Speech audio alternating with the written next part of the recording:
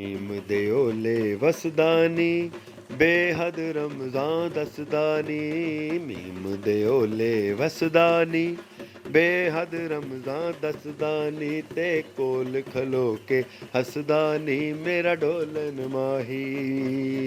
मेरा ढोलन माही मेरा ढोलन माही औलिया मंसूर कहावे रमज अनल हक आप बतावे आपे आप नुदार चढ़ावे ते कोल खलो के हसदानी मेरा ढोलन माही मेरा ढोलन माही मेरा ढोलन माही